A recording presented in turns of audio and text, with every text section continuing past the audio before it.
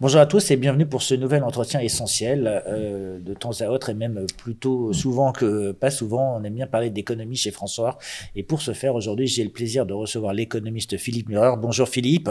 Bonjour Xavier. Et bienvenue sur le plateau de François une nouvelle fois pour parler de l'économie. Mais avant de parler de l'économie, on va parler un petit peu de la situation politique parce qu'on sait bien quand même que l'économie, ça drive le politique et j'aimerais bien comprendre de votre point de vue quels sont, on va dire, les points importants politiques. On a vu le vote sur l'accord franco-ukrainien au Parlement et à l'Assemblée nationale la semaine dernière, alors qu'il y avait la crise des agriculteurs, alors qu'il y avait plein de problèmes. Enfin, les Français ont plein de problèmes et l'impression qu'on s'occupe des choses ailleurs. C'est vrai qu'on a des crises qui n'arrêtent pas depuis 4-5 ans. Et finalement, le politique passe son temps à être dans des stratégies de peur. Donc, effectivement, on a cet accord franco-ukrainien qui garantit la guerre, puisque Macron dit « Moi, je vais aider l'Ukraine à reprendre les frontières de 1991, dont la Crimée. » Garantit la guerre, donc. Bah oui, dont la Crimée. Dont la Crimée. Il veut, dans l'accord, il est indiqué que la France doit faire rentrer l'Ukraine dans l'OTAN et dans l'Union européenne. Donc l'Ukraine dans l'OTAN, c'est la guerre.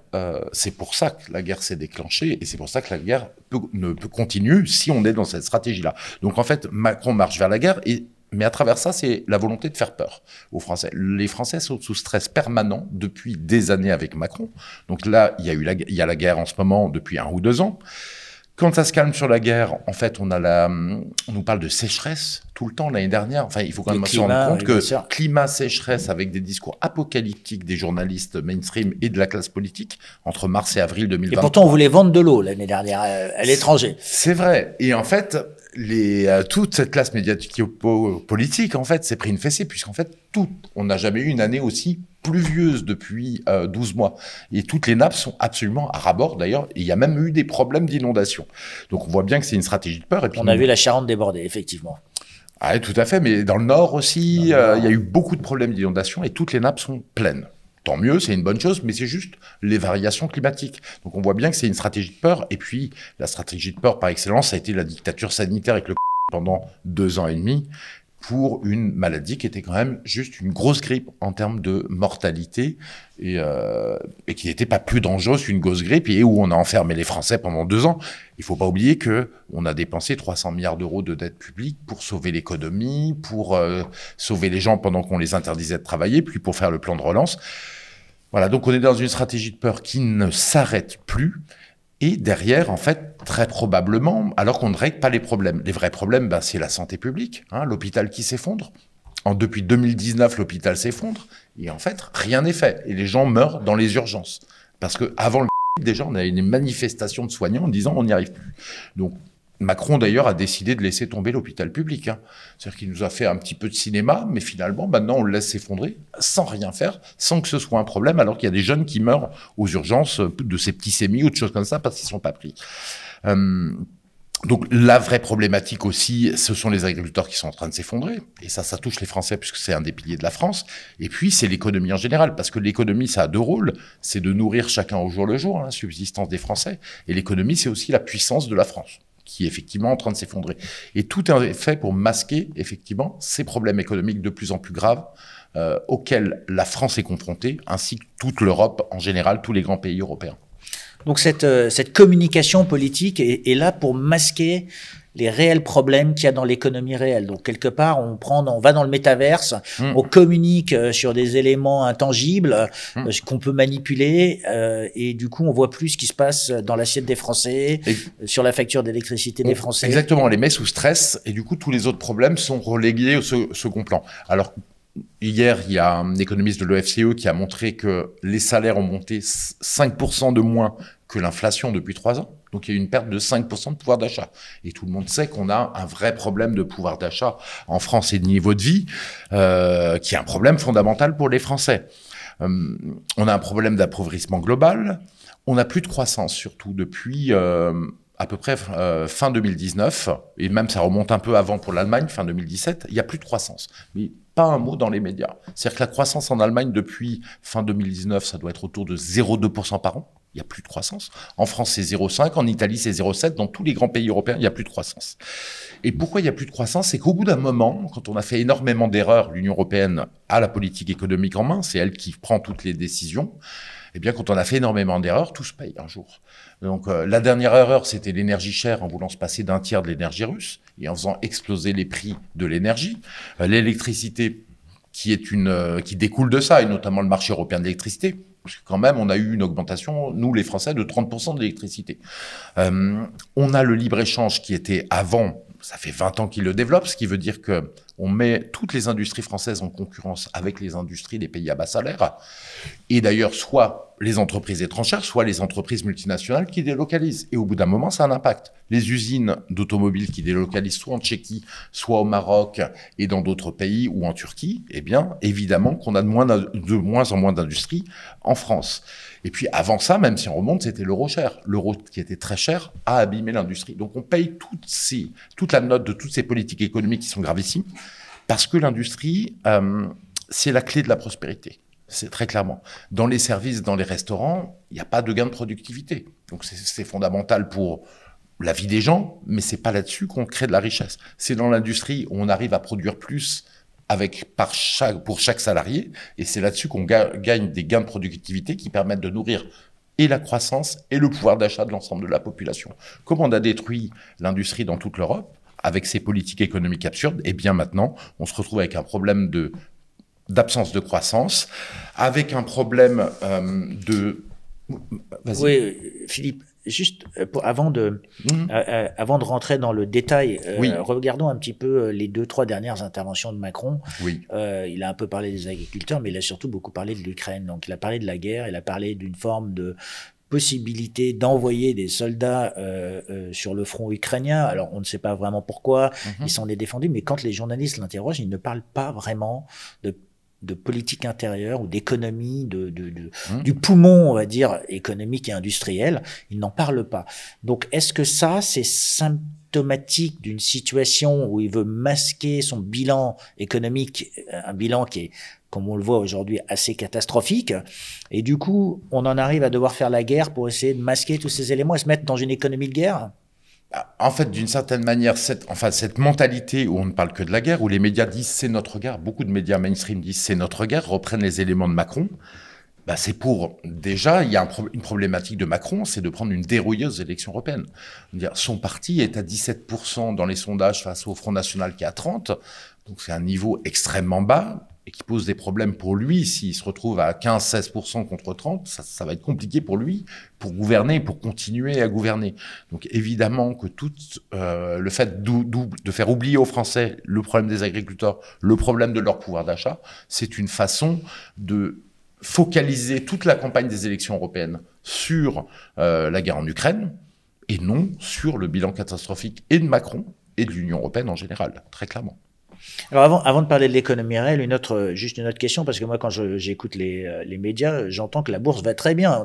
On a atteint des records, 8200 points pour le CAC 40. En fait, on a l'impression que l'économie va bien si on écoute le CAC 40. Alors il n'y a pas de croissance, vraiment l'économie n'est jamais allée aussi mal depuis 30 ans. Je l'observe depuis 30 ans. Mais la bourse, elle fait comme ça. Par contre, la bourse explose. Alors la bourse est dans une bulle financière parce que les gouvernements sont bien obligés d'essayer de masquer ce problème économique. Donc, qu'est-ce qu'ils font? Ils créent de la monnaie de façon gigantesque pour la bourse. Donc, ils ont habitué la bourse à voler de record en record depuis 2008, depuis la crise financière de 2008. Et en fait, chaque fois que la bourse a un petit raté, eh bien, en fait, il y a de la création de monnaie, il y a de l'argent qui Donc, les 1000 milliards de dettes qu'on a eu supplémentaires, une grosse partie est allée dans cette économie. Oui, d'une certaine manière, il n'y a pas d'argent pour les autres, pour la santé publique, mais il y a toujours de l'argent pour l'économie de casino, l'économie financière. Et c'est vrai qu'on atteint des price earning ratio, c'est-à-dire des valorisations de Hermès, du luxe français par exemple, qui est complètement délirant, qui est le double de ce qu'on a normalement. Pareil pour les GAFAM aux États-Unis. Il faut quand même voir que le Nasdaq, il valait 1000 en 2009, il vaut environ 17 000. 1000 c'était le point bas, 17 000 le point haut, mais il a fait x17. C'est une des plus grandes bourses mondiales, quoi. Le marché financier global, le S&P 500, lui, on doit être à x6, x7. Donc, on a une explosion des valorisations qui reflète le fait qu'on envoie de l'argent, on fait de la création de monnaie, pas pour des projets réels, pour les Français, pour les Américains, mais en fait pour les multinationales.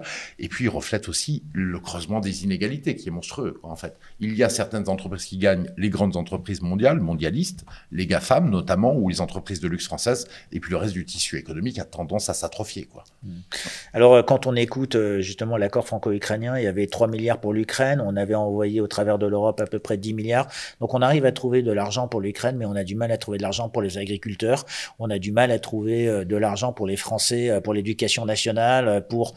alors, de temps en temps, on fait un bouclier tarifaire sur l'énergie et on s'en félicite. C'est vrai. Mais reprenons un petit peu chacun des points importants. Donc, l'agriculture, aujourd'hui, on en est où en France? L'agriculture... alors, il y a beaucoup d'agriculteurs qui s'en sortent pas, notamment toute la partie élevage, et les petits agriculteurs. Et en fait, ces fermes, les fermes de ces gens sont vendues et liquidées petit à petit. C'est pour ça que les agriculteurs sont pas contents. Il y a quelques parties qui marchent bien, encore, c'est les céréales et ce genre d'activité, le vin aussi, la viticulture, mais le reste de l'agriculture française, en fait, crève. Donc, tous ceux sur lesquels il y a eu une économie d'échelle au niveau du vin et des céréales, exactement, ça marche bien parce que c'est des groupes, des groupements, mais tous les petits souffrent parce qu'on a mis des accords de libre-échange. En fait, là, on importe du poulet brésilien avec quelques droits de douane et bientôt plus, mais le poulet brésilien est produit 2 fois moins cher qu'en France. Ou poulet ukrainien, ou du miel ukrainien, ou des céréales ukrainiennes. Le poulet ukrainien, c'est un problème majeur puisque là, il est produit par des gens qui sont payés 1 euro de l'heure sur des fermes gigantesques, du poulet nourri aux hormones et avec plein d'antibiotiques. Donc en fait, on voit qu'on met les paysans français et européens en concurrence. Ça fait fermer des élevages en France, hein. On les met en concurrence, ça fait fermer des élevages. Et c'est absolument catastrophique parce que quel est le sens de faire ça? En termes écologiques, c'est extrêmement mauvais.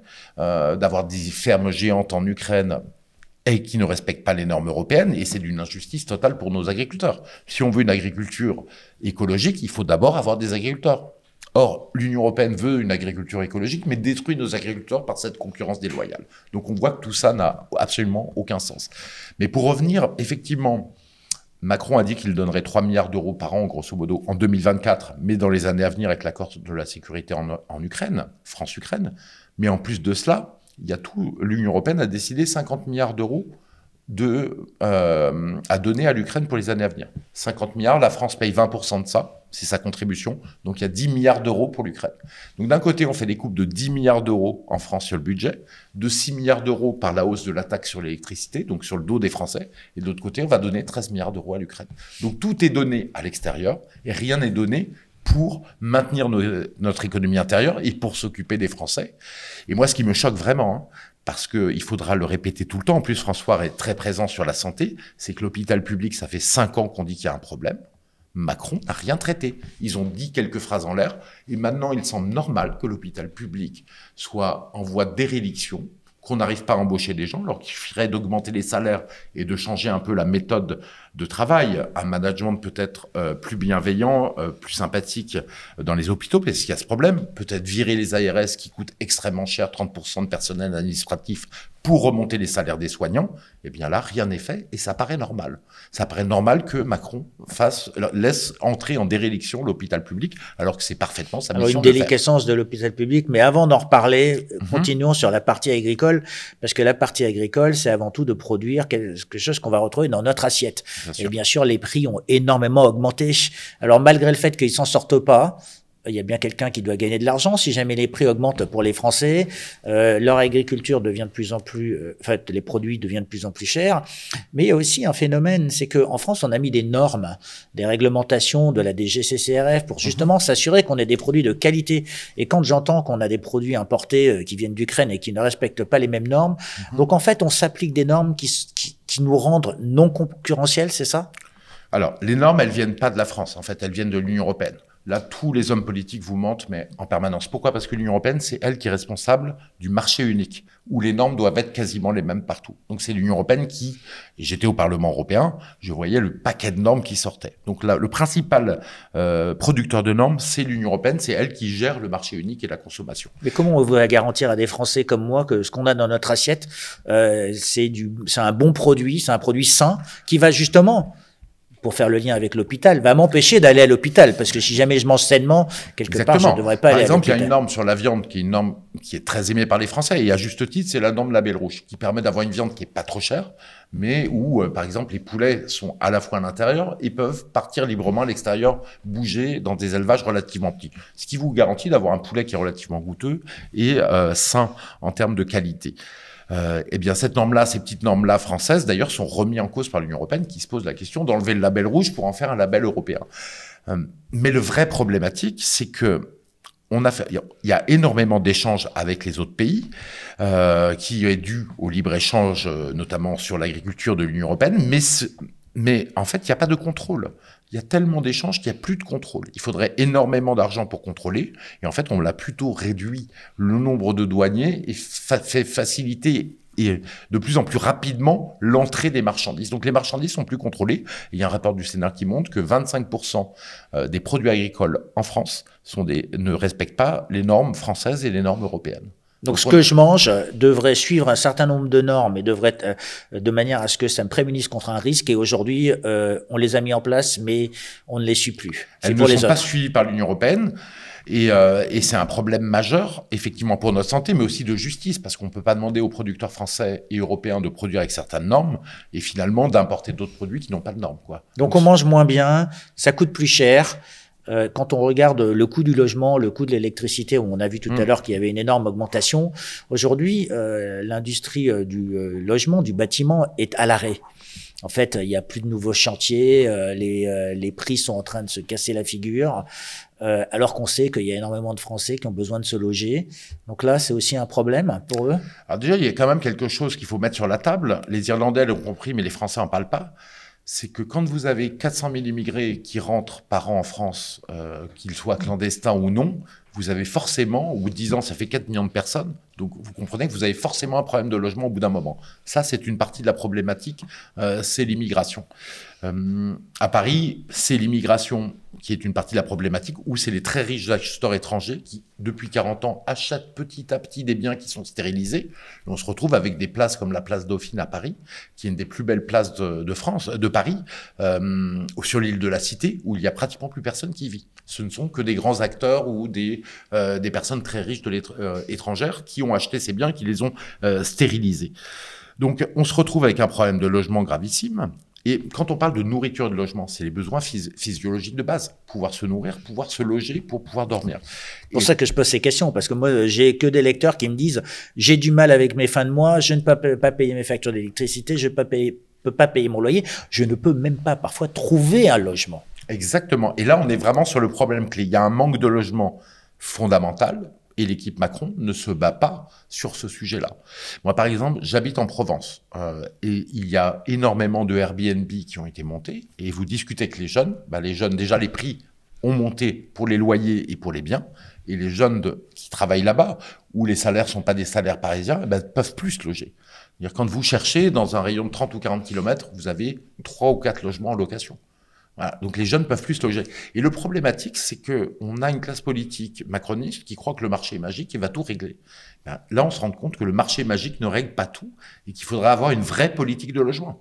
La politique de logement, ça peut être, comme le fait la Suisse, de limiter le nombre de résidences secondaires, de Airbnb dans les zones touristiques pour que les gens puissent se loger. Parce que le but, c'est quand même que les Français puissent vivre correctement. C'est le but d'un gouvernement, quoi. Et là, il ne fait rien, effectivement, là-dessus. Et donc, on se retrouve avec une crise du logement qui est gravissime. Crise qui est accentuée par la folie bureaucratique de l'Union européenne, qui a fait ses diagnostics énergétiques, les DPE, qui sont un problème qui oblige majeur.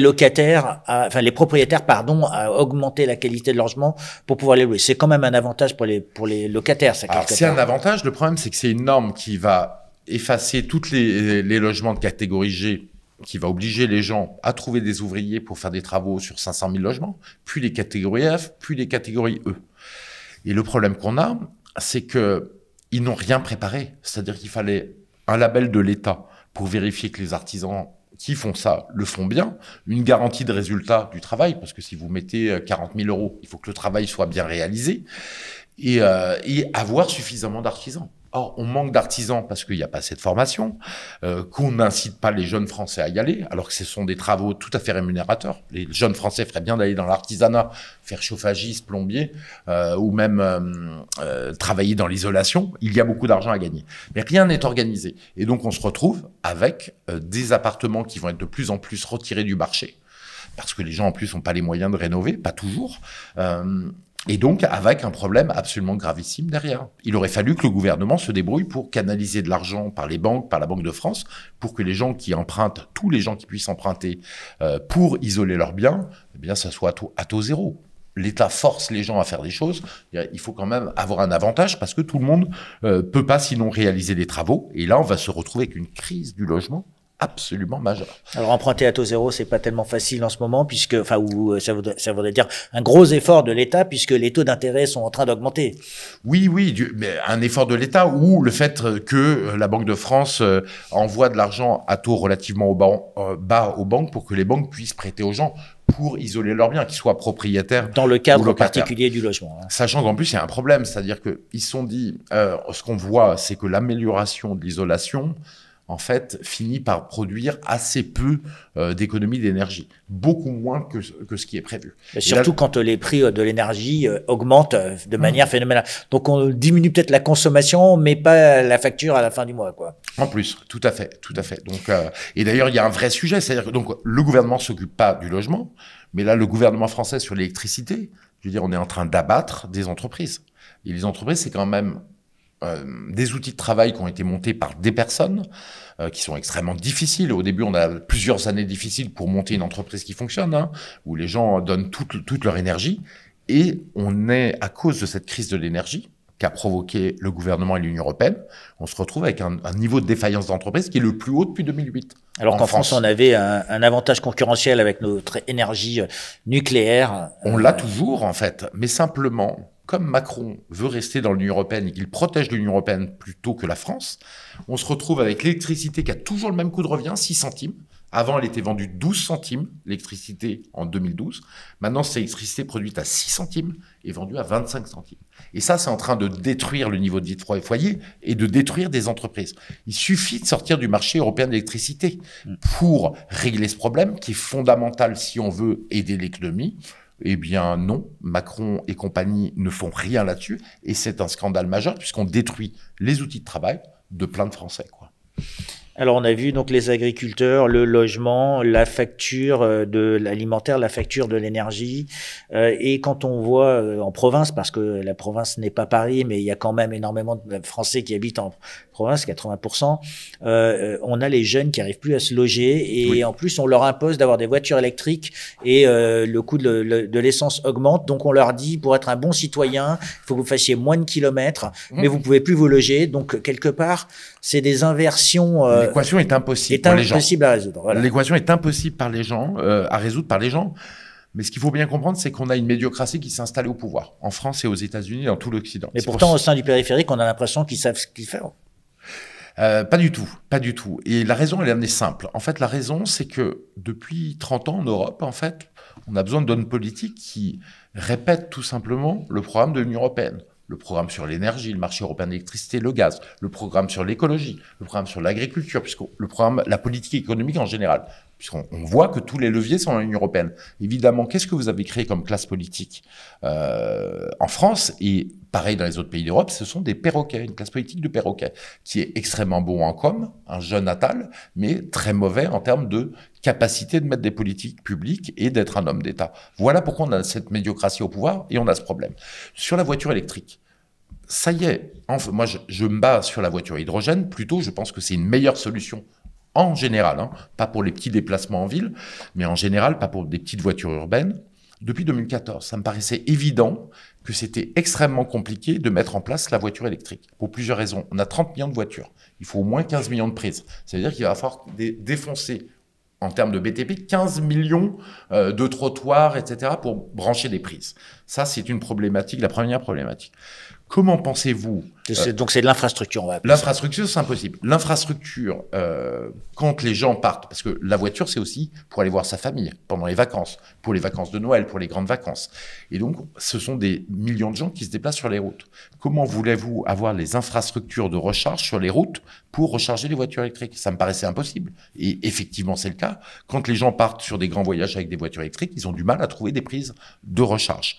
Et même si vous avez assez de prises de recharge, ça va être une telle quantité d'électricité sur des petits segments qu'en termes d'infrastructure électrique, ça veut dire qu'on renforce les câbles. De la même manière, ils ont fait ça absolument n'importe comment. C'est-à-dire que je me suis dit, s'ils font la voiture électrique, au moins qu'ils mettent des tarifs maximum pour le prix de l'électricité. Ils donnent à des fournisseurs privés de prises électriques et de courant pour les voitures, ils leur donnent l'espace public. Donc il faut quand même qu'il y ait une contrepartie en termes de prix maximum. Mais non, le prix d'un plein électrique, en plus, peut être plus cher qu'un prix d'un plein essence maintenant. Ça dépend à quel endroit vous allez. Les prix sont totalement différents. Donc on se retrouve avec une voiture électrique qui est une catastrophe, un échec. En fait, un échec, pas une catastrophe, mais un vrai échec. Là, on a une baisse des ventes des prix des voitures électriques qui est logique. Les prix sont très élevés, le prix de l'énergie est très élevé, et en plus, il y a un problème pour trouver des bornes de recharge. Il y a un problème qui va durer longtemps. Donc, c'est encore un échec, en fait, qui est en train de se profiler pour une bureaucratie qui n'a pas réfléchi. Mais ils n'ont pas écouté les patrons, par exemple, de Toyota qui avaient dit « la voiture électrique pose problème pour telle et telle raison ». Première entreprise, quand même, d'automobile du monde, et surtout une entreprise qui a toujours été très innovatrice et qui défendait la voiture hydrogène. De la même manière, le patron de Peugeot, de Stellantis, maintenant, qui est quand même quelqu'un de remarquable, qui a permis de faire une success story incroyable de Peugeot et de Fiat dans cette fusion, a prévenu les pouvoirs publics. La voiture électrique pose problème pour les problèmes dont j'ai parlé, et on pourrait peut-être foncer dans le mur avec ces politiques publiques, il faudrait y réfléchir. Les gouvernements n'ont pas réagi à cela et ont laissé faire.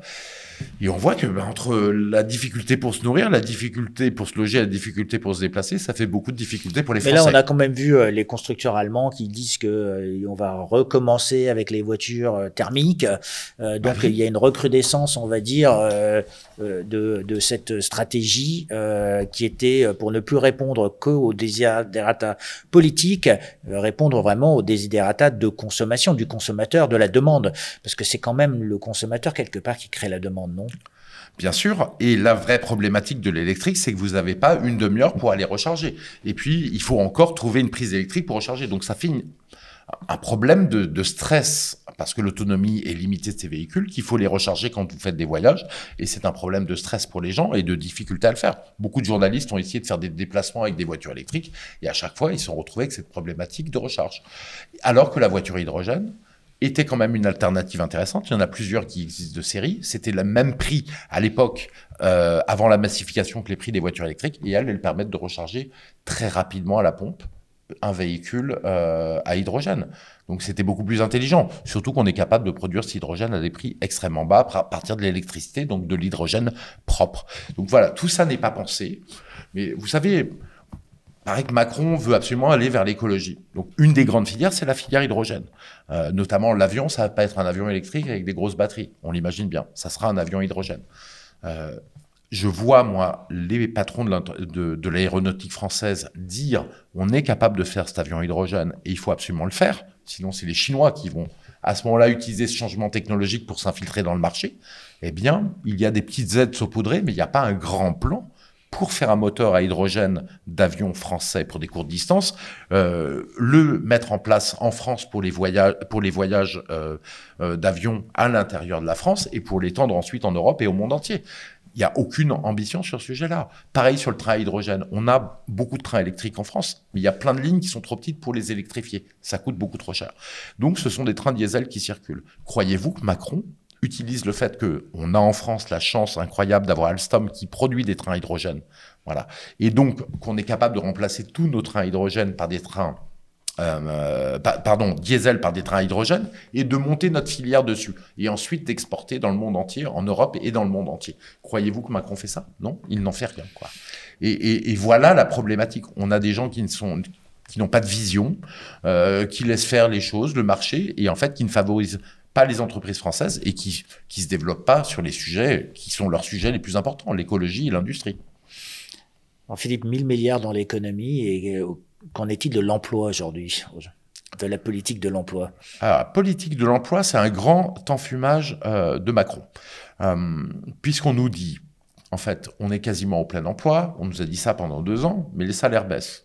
Est-ce que vous connaissez un endroit où il y a une pénurie et les Normalement, prix baissent? quand il y a une pénurie, les prix devraient augmenter. C'est c'est une logique. C'est une loi de l'offre et de la demande. Qui est quasiment, qui est tout le temps vérifiée dans l'économie de marché. Et donc là, on a des salaires qui baissent alors qu'on nous dit qu'on est en plein emploi. Donc déjà, on est dans le mensonge.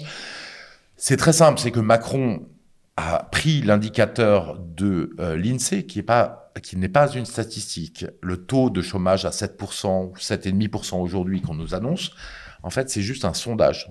Donc un sondage avec plein de questions qui permettent de dire, bon, il n'y a que 7,5% de chômage. Quand vous regardez à Pôle emploi, on a 6 millions de personnes inscrites, toutes catégories, et plus de 3 millions en catégorie A. Et quand vous regardez ça, ça vous fait un chômage entre 10 et 15%. Donc vous voyez tout de suite que les indicateurs ont été choisis pour faire croire qu'on était en plein emploi. On n'est pas au plein emploi. Macron, depuis 2017, qu'est-ce qu'il a fait? Il a essayé de fluidifier le marché du travail, de faire en sorte de le rendre fluide à l'extrême, c'est-à-dire créer des auto-entrepreneurs, de plus en plus d'auto-entrepreneurs. Donc, on est passé de 500 000 auto-entrepreneurs à 2,5 millions d'auto-entrepreneurs. Sachant que les gens qui sont actifs, très actifs, on a 1,5 million de personnes qui gagnent 500 € par mois. Donc, Macron a créé 1,5 million de jobs à la moitié du SMIC. De pauvres. De pauvres. De la même manière, on voit aussi que c'est la même chose pour ce qui est des gens qui sont en CDI. En fait, on avait 10% de smicards sous Macron en 2017, on a 17% de smicards aujourd'hui. Donc, on a une augmentation très très forte des smicards. Donc, il n'y a pas du tout de plein emploi, mais par contre, on se retrouve avec un problème de salaire qui a tendance à aller vers le SMIC, voire très en dessous du SMIC. Paupérisation de la population française. Exactement. Avec aucun résultat finalement. Donc, on a créé des emplois sans augmenter le PIB, donc on a une dégradation de la productivité en France, quoi, en fait. Donc, en fait, c'est juste un effet d'affichage, hein. On a créé des petits boulots. Mais vous savez, à un moment donné, il va falloir se poser la question, est-ce qu'on continue sur la voie de la fluidification avec des statuts de plus en plus précaires? Et donc, pour réparer notre maison, on va prendre des auto-entrepreneurs pour réparer le toit de la maison, les murs de la maison, parce que c'est la tendance. Ou est-ce qu'on a envie de plus de stabilité avec des entreprises qui sont connues, qui travaillent sur le long terme, un peu plus, donc forcément plus cadrées, avec des travaux plus sérieux? Moi, je pense qu'à un moment donné, il faut arrêter de dégrader l'emploi et précariser l'emploi et revenir vers une vision à moyen terme, un développement des individus dans leurs entreprises à moyen terme. Sinon, on n'y arrivera pas, on va baisser la qualité. Parce qu'on est parti d'une société française il y a 40 ans, on n'avait que des CDI, avec des gens qui s'impliquaient dans l'entreprise. On a mis les CDD de 6 mois, ensuite les CDD courts de 1 mois, on en est là aujourd'hui maintenant, et puis les auto-entrepreneurs. En fait, on a une structure en fait, de l'emploi qui est en train de complètement... Voilà, qui est friable. Qui est friable, de plus en plus friable, et les gens n'ont pas la garantie de pouvoir travailler sur le long terme, n'ont pas la garantie de s'engager, et il y a quelque chose qui est cassé quoi, dans l'économie française. Alors, l'économie, quand même, elle repose sur l'éducation, elle repose sur la formation. On peut pas ne pas parler de ce problème de l'éducation nationale, puisque c'est quand même aussi un des avantages concurrentiels de la France qu'on avait depuis un long moment. On nous enviait notre éducation, on nous enviait nos ingénieurs. Aujourd'hui, qu'en est-il ? L'éducation nationale, elle baisse partout, hein, mais un petit peu plus vite en France, mais elle s'effondre partout en Occident, donc c'est un problème global. Effectivement, on a une éducation nationale qui, on voit depuis hier, il y avait pas mal de sujets sur le fait que les jeunes sortaient en ayant une orthographe très faible, en ayant un niveau de vocabulaire parfois faible. Donc on a un énorme problème qui n'a pas été réglé d'ailleurs dessus. Pareil par Macron, c'est un problème qu'on voit depuis 5 ans monter en puissance. Il y a aucune approche pour arrêter ce problème, et c'est un sujet majeur, puisque si on a des gens mal formés, ça va se voir ensuite dans l'économie et sur notre niveau de vie. Donc on a un problème majeur à l'éducation nationale qu'il faut régler. Il y a beaucoup de candidats politiques qui ont des idées dessus, mais Macron reste sur la même dynamique qu'avant, donc ça va empirer.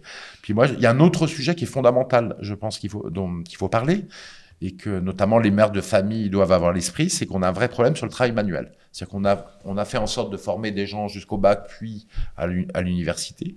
Or, on a besoin dans une société d'avoir des gens qui sont capables de servir de leurs 10 doigts et qui sont capables de faire du travail manuel. On a des gens qui sont capables de faire plutôt que de penser. Exactement, de faire. Donc c'est revaloriser faire plutôt que penser. Moi, je pense que c'est fondamental. Alors, c'est revaloriser dans les salaires, c'est-à-dire que les emplois sont plutôt mal payés aujourd'hui.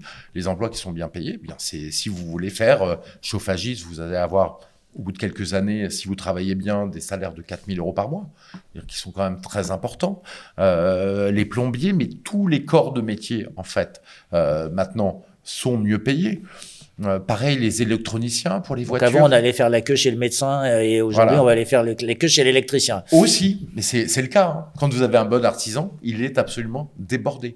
Pareil, les électroniciens pour les voitures qui maintenant sont de plus en plus électroniques, on manque d'électroniciens, on manque de garagistes, très clairement. Et c'est là-dessus, et c'est aux parents d'envoyer leurs enfants qui n'ont pas envie de manier les concepts seulement et qui sont habiles un peu de leurs 10 doigts, parce que là, on a une mine de travail très importante et du travail maintenant qui est bien payé. Donc il faut revaloriser le travail manuel, voilà. Et surtout le revaloriser et former les gens. Alors, et ça devrait être un message de l'État français. Parce que c'est censé être l'éducation nationale. Exactement, parce qu'on a ce manque-là. En plus, pour les jeunes, c'est des métiers intéressants, c'est pas des bullshit jobs. Et vraiment, il faut engager les jeunes là-dedans et mettre toutes les filières de formation pour qu'ils s'engagent là-dedans. Parce que vraiment, c'est crucial pour l'économie française. On va pas s'en sortir sinon. Alors, je crois que c'est hier ou avant-hier, j'entendais Najat Vallaud-Belkacem qui disait qu'il fallait limiter à 3 gigas par mois la consommation d'Internet, qui est un des outils aussi qu'on a utilisé pour la formation avec, quelque part, parce qu'il y a une forme d'hyperdépendance, d'approvissement, de la réflexion, parce qu'on passe trop de temps sur les tablettes ou sur Internet. Bon, ça, c'est pas faux. Hein. Remarquons-le, quand on fait notre introspection, moi-même, je trouve que je passe parfois un peu trop de temps là-dessus, alors que la lecture, c'est quand même une lecture d'un livre, c'est quand même, ça apporte beaucoup plus d'informations et de réflexion. Aujourd'hui, on peut lire un livre sur Kindle, sur Internet, sur... Ça ne marche pas, en fait. Ouais. Ça ne marche pas, c'est vrai. Je suis sûr, Xavier, que vous le faites, mais les Français sont réfractaires. Je pense qu'ils passent tellement de temps sur Internet qu'ils ont besoin d'avoir le papier et le repos de lire sur papier, en fait, quand ils en sont sortis. Même si on en a vraiment besoin, on peut lire sur Internet. Alors, donc, c'est pas complètement faux ce qu'elle dit. Par contre, c'est utilisé. Alors déjà, on va pas faire de nouveau des restrictions soviétiques sur la consommation de l'Internet. Et puis, en fait, elle le dit dans un sens particulier. Elle l'expliquait dans cet article du Parisien, c'est que si on réduisait la consommation d'Internet, ça éviterait les gens de dire des fake news et de critiquer la gauche, grosso modo, et de critiquer les problèmes de flux d'immigration, qui est une idée majoritaire chez les Français, mais très minoritaire à gauche, de le reconnaître. Donc c'est une volonté de contrôle. Hein. Je veux dire, c'est une volonté de contrôle de la caste qui veut franchement limiter les Français dans leur pensée, puisque les Français sont contre la caste, tout simplement, quoi. Alors moi, j'ai une petite question, parce qu'on ne peut pas parler de tout ça sans parler de la démographie. Alors, il me semblait que la télévision, c'était le meilleur contraceptif. Quelque part, Internet, si on y passe beaucoup de temps, c'est qu'on fera moins d'enfants. Et alors, je sais que ça va faire sourire tout le monde, mais en tout cas, est-ce que quelque part, c'est pas aussi pour relancer la politique natale? Alors, c'est vrai qu'on a un vrai problème démographique. Problème qui n'est absolument pas traité dans les médias. En fait, on vous en parle pas. On sait qu'on avait toute une partie de l'Europe qui était à 1,3, 1,4 enfants. Donc, on ne renouvelle pas les générations, ce qui est un vrai problème pour les pays.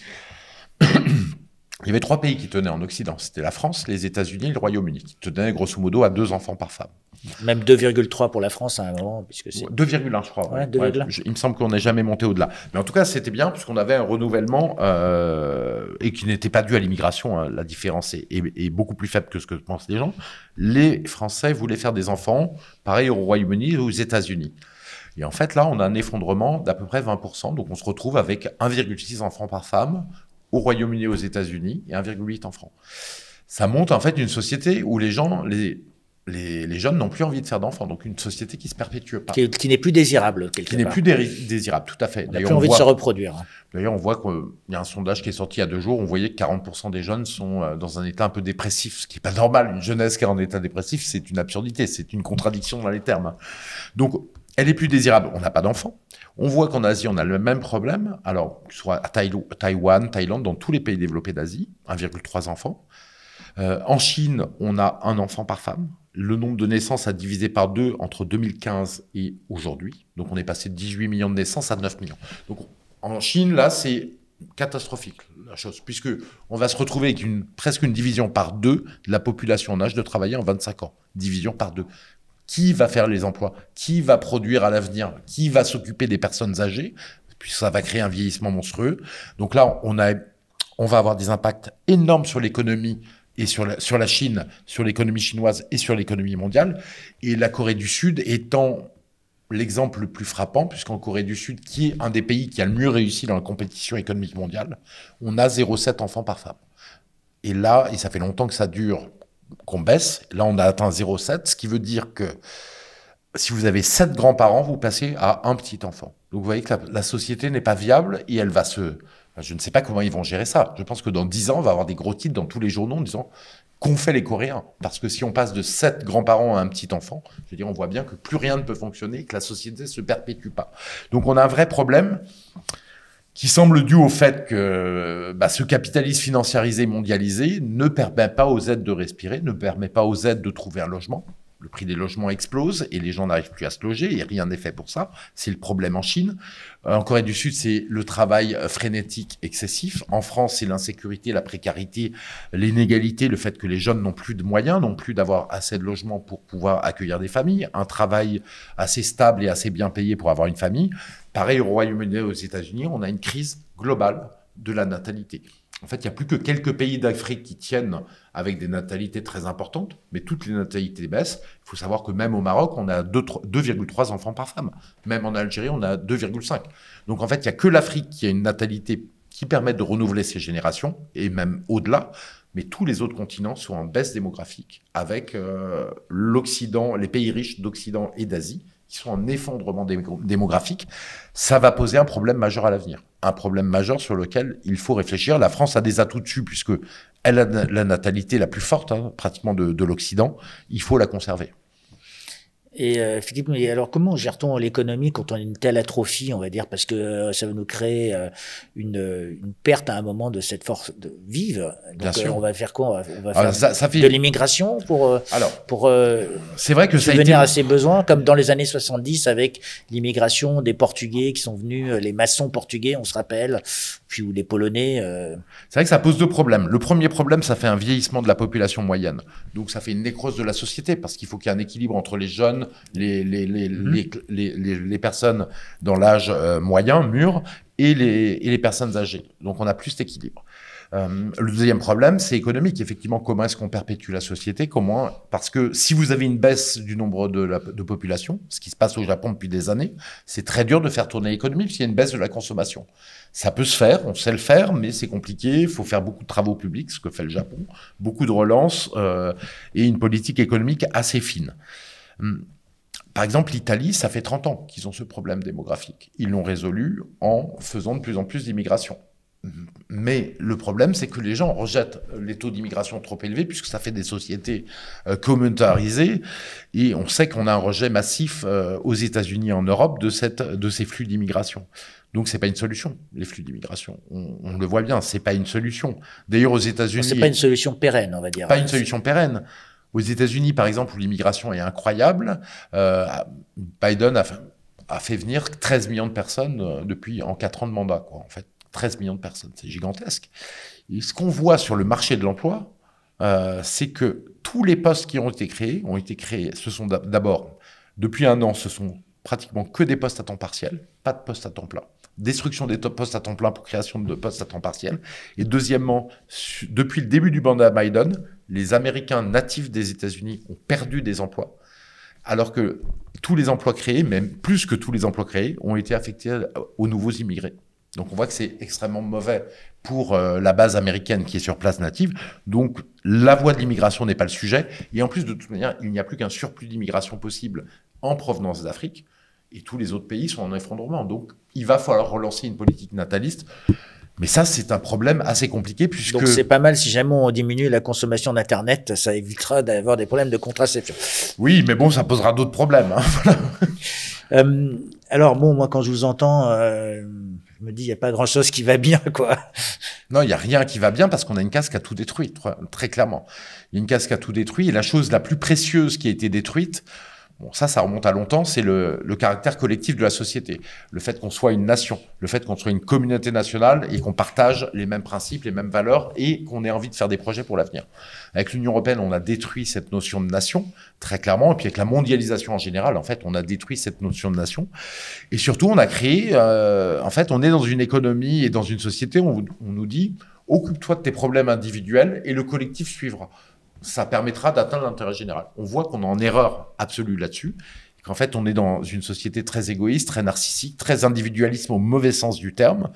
Et ce qu'il faut retrouver, c'est le collectif. Donc, il faut retrouver l'esprit de la nation et avec des chefs d'État qui aiment leur nation, qui veulent d'abord faire progresser leur nation et non la détruire, la liquider pour faire marcher le machin européen. Pour moi, c'est un des problèmes fondamentaux pour la France et pour l'ensemble des pays européens. Donc ça, ce serait dans un monde qui va bien.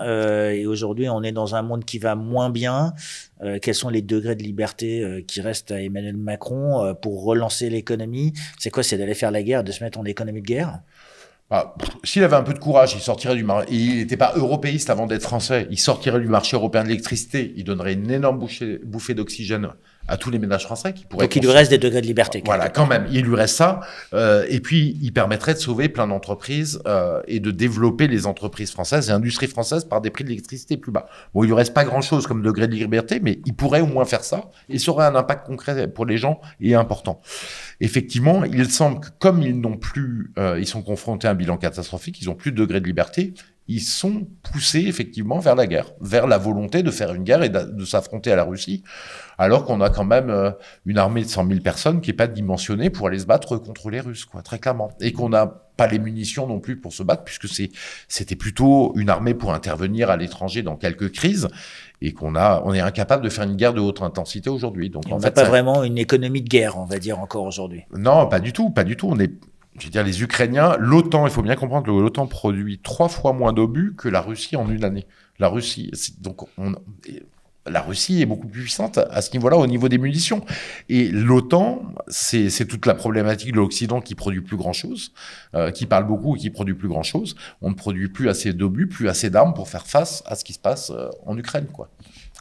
Bon, on va finir sur les élections européennes, donc qui arrivent assez vite et qui vont être peut-être une forme de sanction pour Renaissance. Aujourd'hui, vous voyez ces élections comme étant un game changer. En fait, ça va changer quelque chose. Voilà, on sait que Macron, en fait, tant qu'on lui mettra pas un coup de pied aux fesses, il restera accroché au pouvoir. C'est-à-dire qu'il peut avoir 17% des voix contre 30 au Front National.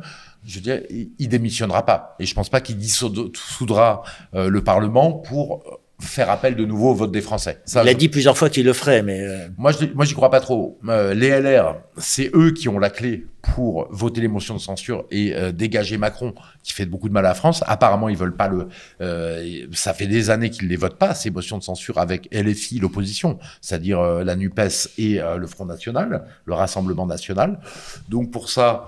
ça serait la meilleure manière de faire. Je pense pas que ça va être un game changer, mais par contre, dans les têtes des gens, si Macron est à 17%, le Front National à 30% et le reste de l'opposition assez forte, ça va poser un vrai problème à Emmanuel Macron. Ça montre que tout le bilan est extrêmement mauvais, qu'on n'est pas en train de fantasmer, que les Français sont extrêmement mécontents de la politique de Macron, qui est principalement la politique de l'Union européenne avec quelques petites choses encore par-dessus. Et donc, les Français veulent changer, quoi. Voilà. Mais... est-ce que le Rassemblement national qui veut rester dans l'Union européenne est un changement? Pas vraiment. C'est pour ça qu'on est dans une situation très tordue, en fait. C'est-à-dire que les seuls que les médias dominants mettent en avant, c'est le Rassemblement national qui a un peu oublié toutes ses idées, hein. Il suit Macron sur la guerre en Ukraine, il s'abstient sur l'accord de sécurité en Ukraine. On l'entend pas beaucoup râler, que ce soit dans la crise du Covid ou par rapport au marché européen de l'électricité, tout doucement à bas bruit. Il veut rester dans l'Union européenne, on voit pas ce qui va changer, quoi. Et on voit d'ailleurs cette absence d'engouement pour le Rassemblement national. C'est-à-dire qu'effectivement, dans les votes, il y a beaucoup de gens qui veulent voter, mais c'est pas un soutien très fort, on le voit. C'est une alternative, mais c'est pas un soutien. Une fausse alternative, c'est pas un soutien. Quand vous regardez dans les réseaux sociaux qui sont un peu juges de paix, où il y a quand même, par exemple, 15 millions de Français sur Twitter, pareil sur Facebook, vous regardez ce que dit le Rassemblement national ne donne aucun enthousiasme. Les gens critiquent plutôt le Rassemblement national plutôt qu'il y ait des retweets ou des reposts de ce qu'ils font dans les réseaux sociaux. Donc on est vraiment dans une situation complètement bloqué au niveau politique puisque les alternatives n'en sont pas. Alors Philippe, je sais que vous habitez en province. Nous, chez François, on aime beaucoup parler aux gens, aux Français, à leur parler vraiment plus en dehors des réseaux sociaux, même si c'est très utile parce que ce n'est qu'un moyen. Quand vous parlez aux gens dans la rue aujourd'hui, ils sont dupes aujourd'hui, ils entendent ce que vous dites. Ils l'entendent et quand vous parlez, il y en a beaucoup en province qui votent pour le Front National, mais ils en parlent du bout des lèvres, ils espèrent que ça va changer, mais ils y croient pas trop, quoi. Vous voyez, parce que le fait que le Rassemblement National finalement fait une politique, enfin propose une politique qui est très proche de celle de Macron en restant dans l'Union européenne. Donc ils sont pas dupes du jeu politique. Ils sont pas vraiment dupes. Mais il y a rien qui leur est proposé, quoi. On est vraiment dans une situation bloquée qu'il va falloir débloquer. J'espère qu'on va y arriver et ça c'est tout l'enjeu. C'est à la fois l'enjeu de la tête au niveau politique des gens qui veulent faire de la politique au niveau national, mais c'est aussi l'enjeu du peuple français d'aller se bouger pour faire monter les bonnes propositions. Pour avoir une nouvelle offre politique. Pour avoir une nouvelle offre politique et de s'intéresser à la politique pour voir qu'est-ce qui peut sauver le pays. Parce que je veux vous dire, c'est pas de la consommation, la politique, pour les Français. C'est pas rester dans un fauteuil à la télévision en étant moyennement informé pour savoir ce qui va pouvoir sauver la France. Il faut se poser la question, qu'est-ce qui peut sauver la France? Quelles sont les actions majeures? Et quel parti politique correspond à ça? Voter pour eux, les soutenir en région. Voilà, pour faire une vie politique vraiment quelque chose d'extrêmement vivant. Voilà, c'est pas seulement voter, c'est aussi militer, donner un peu d'argent, aller militer sur le terrain pour ceux qui le peuvent. Voilà, c'est un ensemble de choses qu'il faut retrouver pour pouvoir sortir le pays des problèmes. Eh bien, merci beaucoup pour cet entretien essentiel, Philippe Murer. Donc, on rappelle, vous êtes économiste. Peut-être le mot de la fin pour les auditeurs, les lecteurs de François. Qu'est-ce que vous aimeriez leur dire? Non, effectivement, François fait un très bon boulot. Ça fait partie, effectivement, je crois que tu travaillais dans le secteur privé et puis tu as décidé d'aller travailler dans des médias alternatifs parce que tu sentais qu'il y avait un problème de médias qui crée un problème politique considérable. Donc, soutenez François, effectivement, qui fait un énorme boulot pour les Français, pour les informer de façon différente des médias mainstream. Et puis, voilà, donc tu es la preuve vivante que les citoyens peuvent bouger et changer leur façon de faire. Eh ben, merci beaucoup, Philippe, de cet encouragement pour François et pour toute l'équipe. Et puis, à très bientôt sur François pour un nouveau point économico-politique en faisant un 360 qui est fait assez rapidement de manière à ce que ça soit dynamique et qu'on puisse montrer aux gens que justement tout est lié et que de temps en temps, il faut savoir prendre un des points et puis les attaquer de manière à ce que ça ait une influence sur les autres parce que l'économie, c'est quelque chose de complexe, mais c'est pas du chinois. Et si j'ai un petit mot à dire, si vous croyez qu'on peut rien faire en politique, allez acheter par exemple les bouquins de De Gaulle, C'était De Gaulle d'Alain Peyrefitte. Vous achetez un tome et vous regardez comment De Gaulle gérait la politique au niveau national et vous verrez qu'il y a plein de façons d'agir, quoi. Et c'est exactement l'inverse, effectivement, bien entendu, de la Macronie. Donc ça vous donnera de l'espoir et ça vous montrera comment gérer un pays. Agir, c'est faire, et donc c'est déjà contribuer à la vie de la cité, et c'est ce qu'on essaye de faire chez François, en essayant de contribuer à l'information, en vous donnant l'information loyale autant que faire se peut. Je rappelle, cette interview a été préparée avec un certain nombre de nos lecteurs qui m'ont posé des questions, comme on fait d'habitude. J'espère qu'on y aura apporté réponse, que Philippe Murer aura apporté réponse. En tout cas, moi, je tiens à me remercier Philippe de cet entretien qui est très important pour moi, parce que il est dynamique, et en même temps, pour utiliser une expression favorite de notre président, en même temps, on arrive à comprendre et à faire passer des messages. Donc, merci à vous tous de nous soutenir, de soutenir François pour cette information loyale. On continue à se battre et à s'assurer que cette information vous arrive et à ce que vous puissiez vous-même nous poser des questions à Philippe Murer et vous poser des questions, c'est l'objectif. Ne croyez pas ce qu'on dit, écoutez-nous, mais écoutez les autres et faites-vous votre propre opinion. Moi, je vous fais confiance pour ça. À très bientôt sur François et merci beaucoup Philippe Murer pour cet entretien essentiel. Merci beaucoup.